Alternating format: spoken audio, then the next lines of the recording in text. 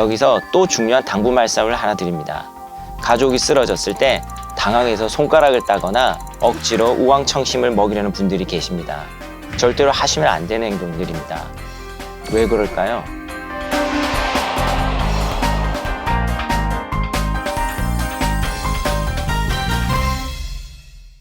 안녕하세요. 저는 서울아산병원 신경외과 이승주입니다. 날씨가 영하로 뚝 떨어지면서 몸을 움츠리게 되는 요즘입니다. 이렇게 기온이 급격히 내려가는 겨울철, 우리 신경외과 응급실은 평소보다 훨씬 분주해집니다. 바로 뇌출혈 환자분들이 확 늘어나기 때문입니다. 나는 건강하니까 괜찮아 라고 생각하시죠? 뇌출혈은 모든 환자에게 예고 없이 찾아와 우리 삶을 송두리째 흔들 수 있는 무서운 질환입니다. 오늘은 겨울철 뇌출혈이 왜 위험한지, 그리고 절대 놓치면 안 되는 전조증상과 대처 방법에 대해 알려드리겠습니다.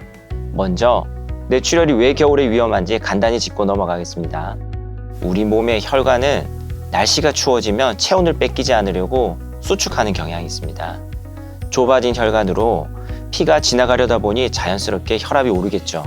마치 오래된 수도관에 갑자기 높은 수압이 가해지면 터질 수 있듯이 고혈압 등으로 약해진 뇌혈관이 겨울철 급격한 기온차를 견디지 못하고 터지는 것이 바로 뇌출혈입니다.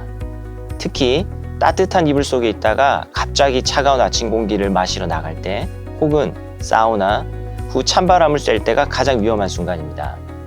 그렇다면 어떤 증상이 있을 때 뇌출혈을 의심해야 될까요? 일반적인 두통과는 차원이 다릅니다. 환자분들은 보통 태어나서 처음 느껴보는 망치로 머리를 세게 맞은 듯한 극심한 두통이라고 표현하십니다. 진통제를 먹어도 가라앉지 않고 구토가 둔반되기도 합니다.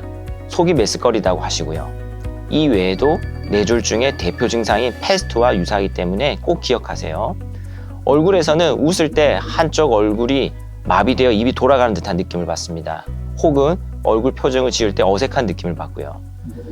양팔을 들었을 때 한쪽 발에 힘이 빠져 툭 떨어지는 느낌을 받으세요. 말이 어눌해지고 하고 싶은 말이 잘 떠오르지 않기도 합니다. 이 증상이 보이면은 119를 불러 병원을 내원하시는 게 좋습니다. 하지만 이론적으로 듣는 것과 실제 상황은 다를 수 있습니다. 제가 응급실에서 만난 두 분의 환자 이야기를 들려드리겠습니다. 이 두 분의 운명을 가른 건 딱 하나, 바로 대처 시간이었습니다. 먼저 안타까운 사례부터 말씀드리겠습니다.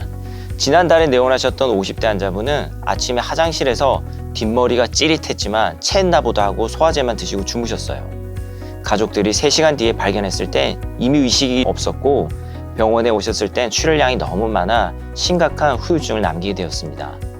반면에 60대 환자분은 아침 운동을 가려다 머리에서 꽝 하는 소리를 듣고 주저없이 응급실을 내원하셨어요. 40분 만에 병원에 도착해 바로 혈압 조절 치료를 받았고, 이분은 수술 없이 약물 치료만으로도 건강하게 걸어서 퇴원하셨습니다. 체한 것 같다, 좀 쉬면 낫겠지, 이런 생각이 치료 시간을 놓치게 만드는 가장 무서운 적이라는 걸 명심해 주세요. 여기서 또 중요한 당부 말씀을 하나 드립니다. 가족이 쓰러졌을 때 당황해서 손가락을 따거나 억지로 우왕청심을 먹이려는 분들이 계십니다. 절대로 하시면 안 되는 행동들입니다. 왜 그럴까요? 첫째, 손을 따는 통증 때문에 교감신경이 흥분하면 혈압이 순간적으로 더 올라가게 됩니다. 지금 혈관이 터져서 피가 나는데 혈압을 더 올리는 꼴이 됩니다. 둘째, 의식이 흐릿한 상태에서 약이나 물을 먹이면 기도로 넘어가기 때문에 폐렴을 유발합니다. 뇌출혈에 폐렴까지 겹치면 생존 확률이 급격히 떨어집니다. 아무것도 하지 마시고 119를 불러서 병원으로 내원하시는 게 최고의 응급처치입니다. 병원에 오시면 진단을 위해서 가장 먼저 뇌 CT를 찍어 출혈 여부를 확인합니다. 출혈량이 적다면 중환자실에서 혈압을 낮추거나 뇌압을 조절하는 약물 치료를 하며 지켜볼 수 있습니다. 하지만 출혈량이 너무 많아 뇌를 압박한다면 수술이 필요할 수 있습니다. 머리뼈를 여는 개두술을 하거나 최근에는 작은 구멍을 통해 피를 뽑아내는 채소 침습 수술도 많이 시행하고 있습니다. 어떤 치료가 좋을지는 신경외과 전문의가 환자 상태를 보고 신속하게 결정할 겁니다. 마지막으로 진료실에서 환자분들이 가장 많이 물으시는 질문 3가지 한번 정리해 보겠습니다. 뒷목이 뻐근하면 다 뇌출혈인가요? 대부분은 추워서 근육이 뭉친 긴장성 두통입니다. 하지만 뒷목 통증과 함께 심한 두통, 구역감, 구토, 그리고 얼굴이나 몸에 마비가 동반된다면 뇌출혈을 의심해야 됩니다. 혈압이 정상인데 뇌출혈이 올 수 있나요? 네, 답은 올 수 있습니다. 뇌동맥류와 같이 혈관에 구조적 문제가 있는 질환이 있는 경우라면 가능합니다. 혈관 꽈리가 터지는 지주막하 출혈은 혈압과 무관하게 올 수 있으니 가족력이 있다면 혈관을 촬영하는 MRA 검진을 추천합니다. 아스피린을 먹는데 끊어야 하나요? 아스피린이 출혈 시 지혈을 방해하긴 하지만 뇌경색이나 심근경색 예방을 위해 드시는 약을 임의로 끊으시면 더 큰 위험이 올 수 있습니다. 반드시 주치의와 상의하시는 게 좋겠습니다. 뇌출혈은 치료보다 예방이 100번 낫습니다. 고혈압약 절대 끊지 마시고 외출하실 때는 모자와 목도리로 체온을 지켜주세요.